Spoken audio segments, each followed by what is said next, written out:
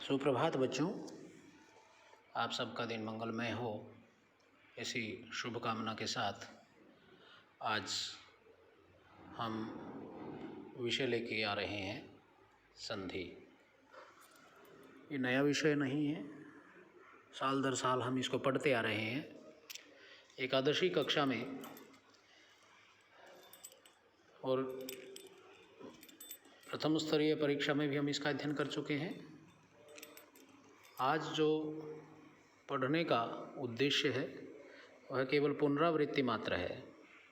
आज हम एकादशी कक्षा की सभी संधियों का अध्ययन करेंगे और कल का दिन एक परीक्षा के लिए होगा, टेस्ट होगा। कल के पीरियड में हम टेस्ट रखेंगे, उसकी आंसर की शाम को आपके पास भेज दी जाएगी। तो आप उससे पहले मुझे टेस्ट सेंड कर देंगे और आंसर की के साथ आप अपने उत्तर मैच कर लीजिएगा। यह केवल एक आपका प्रैक्टिकली टेस्ट है जिसको हम कर लेंगे। आज आप संधि इस विषय पर हम परिचर्चा करेंगे, उसको आप पढ़ेंगे, इस लेक्चर को सुनेंगे। उसके बाद कल टेस्ट के लिए तैयारी करके आप टेस्ट देंगे।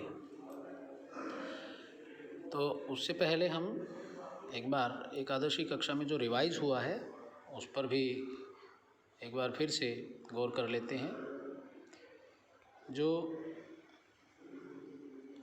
फाइनल एग्ज़ाम में आने वाली संधि है, स्वर संधि में गुण, वृद्धि, यण, अयादि और प्रकृति भाव, ये पांच संधियाँ लगी हैं। व्यंजन संधि में श्रुत्व, जशत्व, अनुस्वार और परस्वर्ण। और विसर्ग संधि में विसर्ग का ओ करना, विसर्ग का र करना, विसर्ग का लोप करना और विसर्ग के स्थान पर स, श, स करना। केवल हम इन्हीं संधियों के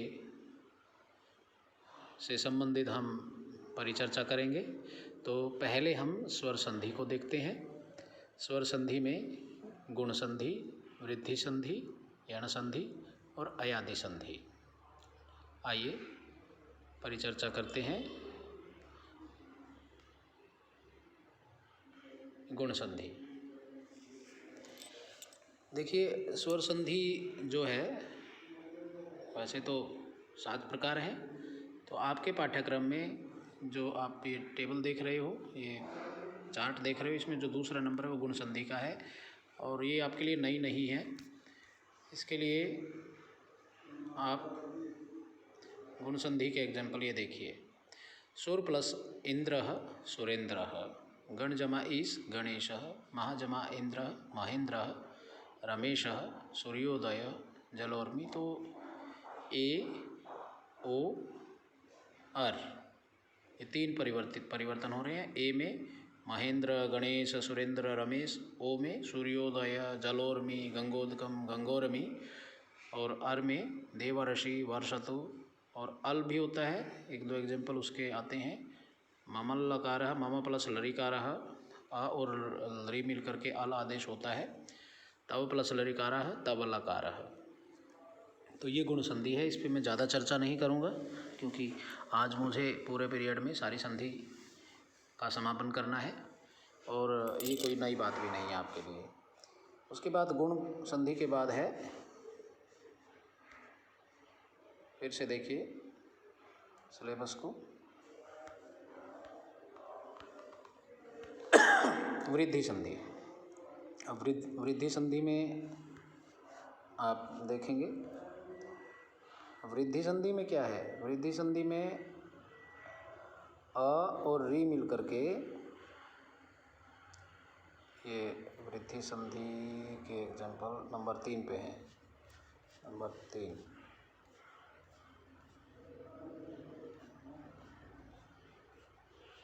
एक बात ध्यान दीजिएगा, जो मैंने PDF डाला है लगभग ये पहले मैं ये क्लास आपके पास भेज चुका हूँ। वेरी इम्पोर्टेंट बात है, जो मैंने 2 PDF आपके पास भेजे हैं, उन दोनों PDF में आप केवल वही चीज़ देखें जो आपसे रिलेटेड है। जैसे संधि में सारी संधि लगी हुई है या कम लगी हुई है, ये सिलेबस में आपको साथ साथ दिखा रहा हूँ, केवल वही उसमें से चूज़ कर लें। पेजेस ज़्यादा हैं, आपसे रिलेटेड जो पेजेस हैं आप केवल उनका अध्ययन करें। ये बहुत बड़े PDF हैं, इसमें लगभग सारी व्याकरण को मैंने पिरोया है। हाँ, तो हम बात कर रहे हैं वृद्धि संधि की। वृद्धि संधि में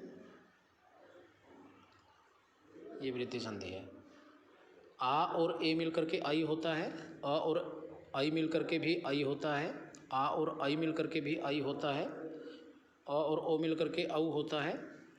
तो ये है आई संधि, वृद्धि संधि। पहला जो एग्जाम्पल है,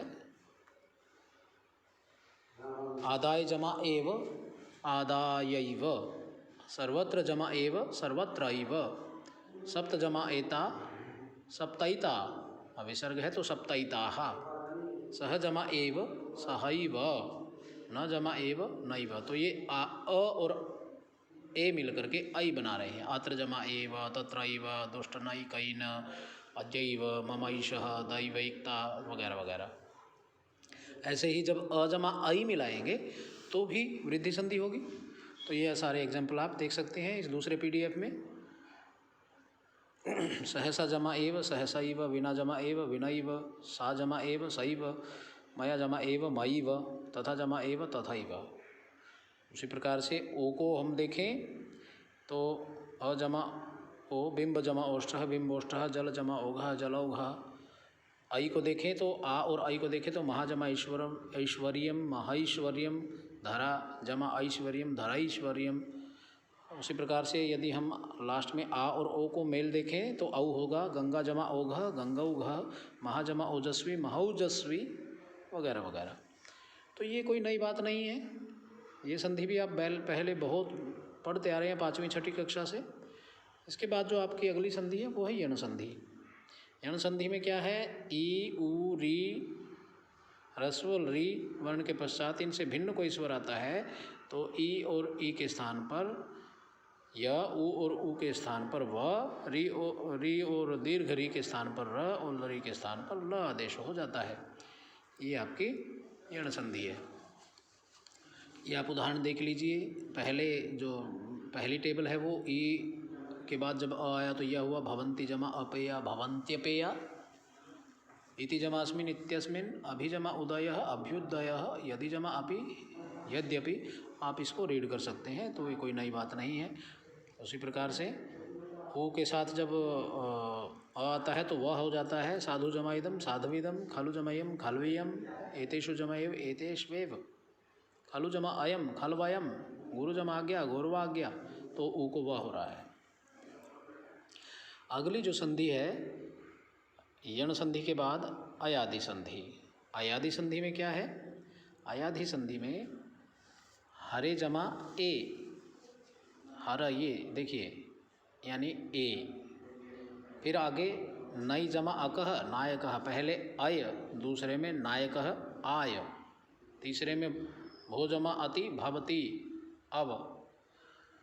तो ए आई ओ औ इन 4 वर्णों के बाद कोई भी स्वर आने पर ए के स्थान पर अय आदेश हो जाता है, आई के स्थान पर आय आदेश हो जाता है, ओ के स्थान पर अव आदेश हो जाता है और औ के स्थान पर आव आदेश हो जाता है। इसमें जो ये 4 ये स्थान के स्थान पर स्थानीय आदेश हो रहे हैं। 4 स्वरों के स्थान पर क्रमशः ए को अय, आई को आय, ओ को अव और औ को आव आदेश इसमें सम्मिलित है। इसको हम अयादि संधि, क्योंकि इनका जो पहला भाग है वो अय से शुरू होता है और अय से शुरू होने के कारण इसका नाम अयादि संधि रखा गया है। आगे जो पहली संधि आप पहली बार देख रहे हो, इससे पहली कक्षाओं में, पिछली कक्षाओं में आपने ये सभी संधियां पढ़ी हैं, परंतु अब जो नया नाम आ रहा है वो है प्रकृति भाव। ये संधि आपके लिए नई है, परंतु यह संधि आपके लिए नई भी नहीं है, क्योंकि आप यूनिट 1 में जो FA1 आपका हुआ था उसमें आप इस संधि को मैंने आपको पढ़ाया था। तो ये भी हम पुनरावृत्ति कर रहे हैं, रिवाइज कर रहे हैं, रिवीजन चल रहा है, इसको फिर से मैं याद दिला रहा हूँ ताकि आपको कल का जो टेस्ट होगा उसमें कोई दिक्कत ना आए। प्रकृति भाव क्या है? जो द्विवचन के रूप हैं, शब्द रूप में जो द्विवचन रूपांत शब्द हैं, उनमें ई वाले, ऊ वाले, इन शब्द रूपों में जब संधि होगी तो वो एक समान रह जाएंगे, उसमें कोई परिवर्तन नहीं होगा, कोई बदलाव नहीं होगा। उसको हम प्रकृति भाव संधि कहते हैं। प्रकृति भाव संधि में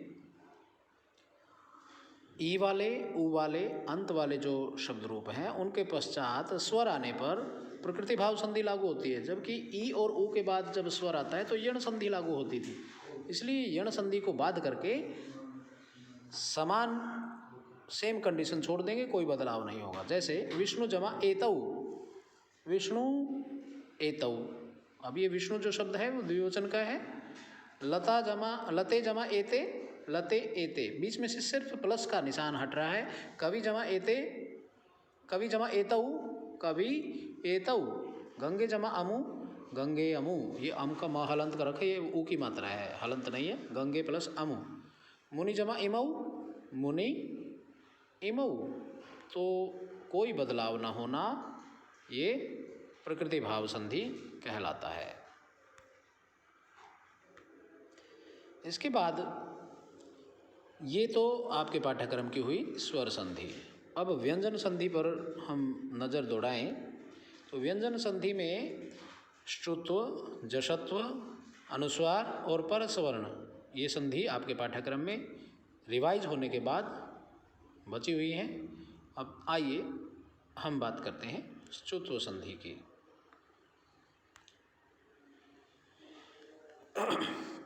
देखिए, श्रुत्व में स और त वर्ग, दंत्य स, एक बार फिर मैं याद दिला दूं, बचपन में जब नर्सरी, केजी और पहली कक्षा, दूसरी कक्षा में जब बच्चों को वर्णमाला सिखाई जाती थी तो बच्चों की बुद्धि इतनी विकसित नहीं होती थी। अब वही जो हमारे वर्णमाला के अक्षर हैं, वर्ण हैं, उनको हम उनके नाम से बोलें, न कि जो पहले पहचान दी गई थी।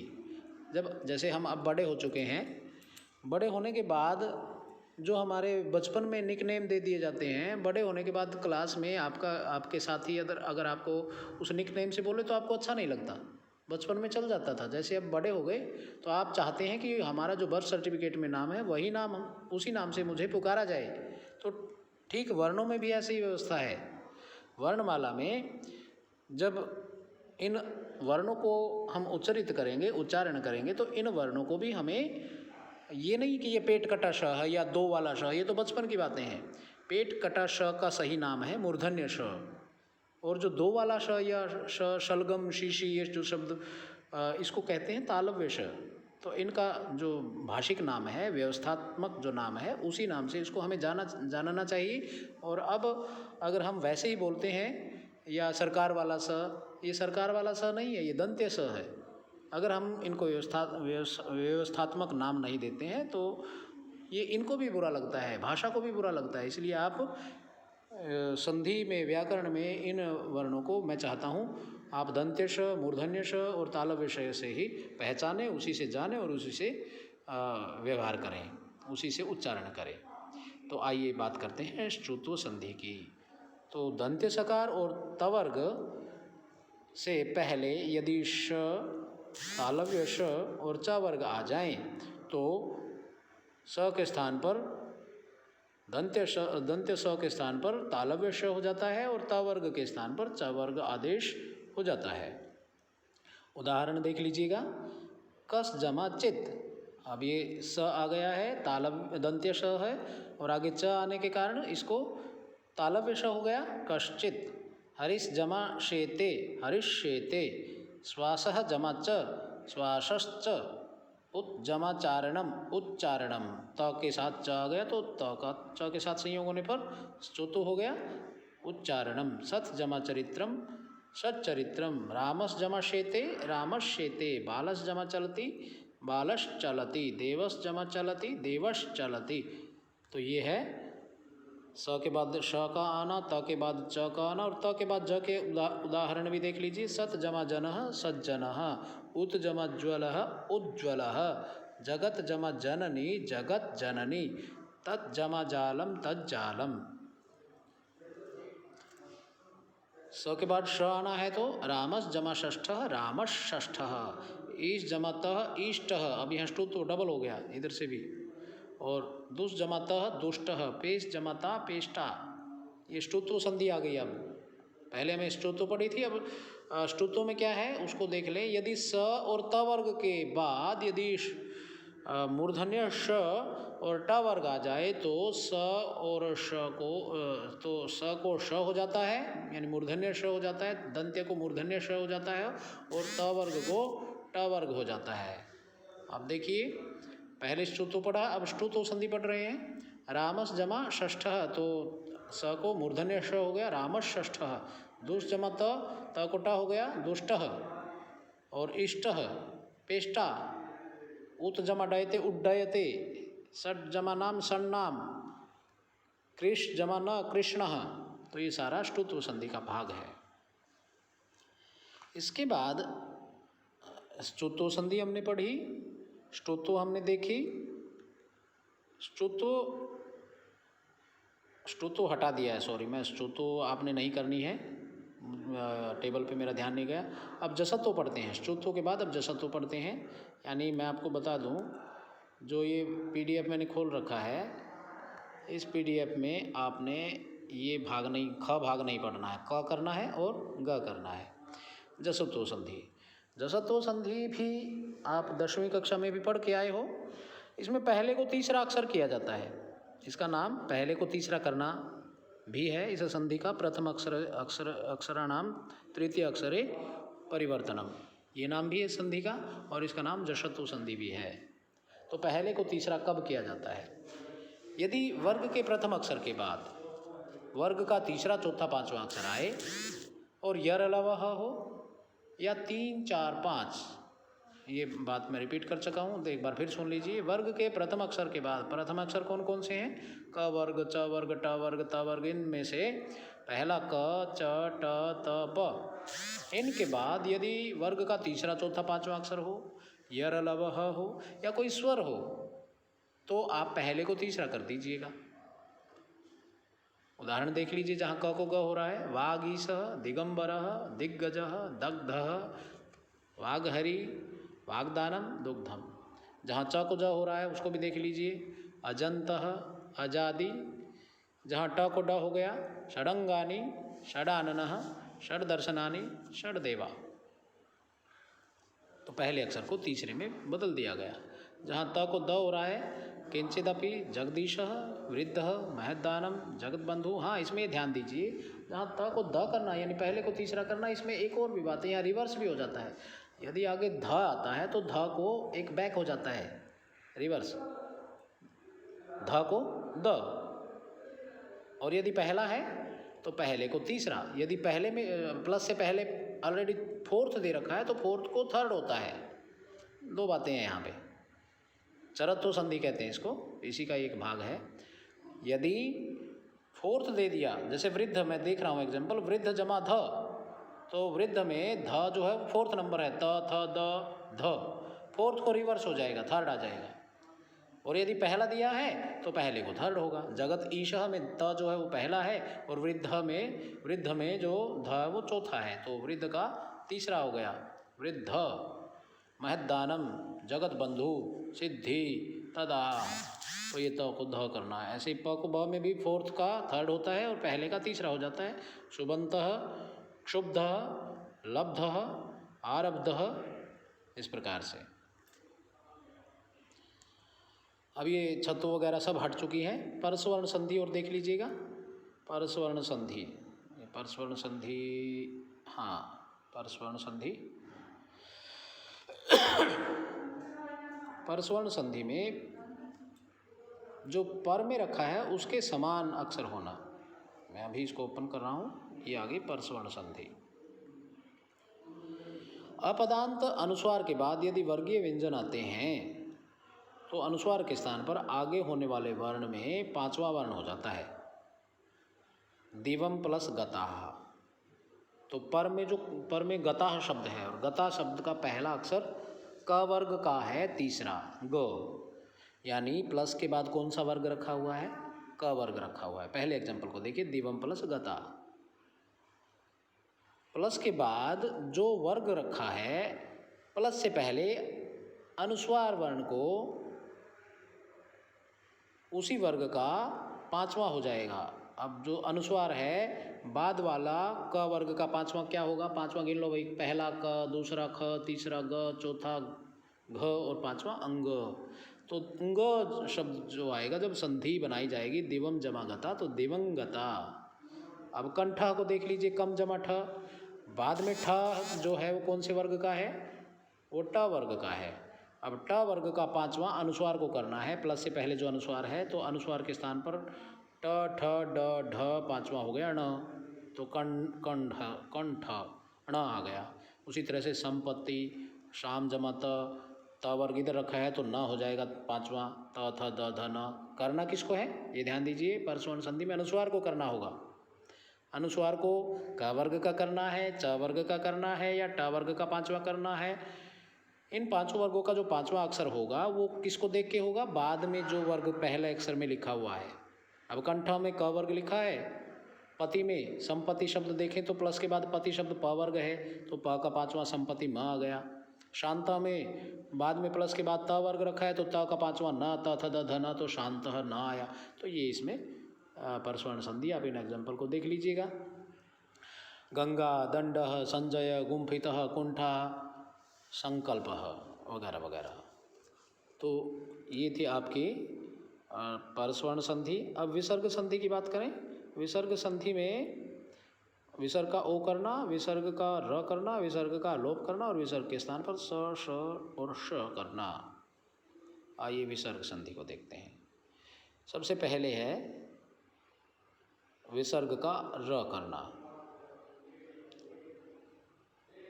यदि विसर्ग से पहले आ से भिन्न कोई स्वर हो, बाद में कोई स्वर या किसी वर्ग का तृतीय, चतुर्थ, पंचम वर्ण हो, अथवा यरलव हो, यरलव ह हो, तो विसर्ग के स्थान पर र हो जाएगा।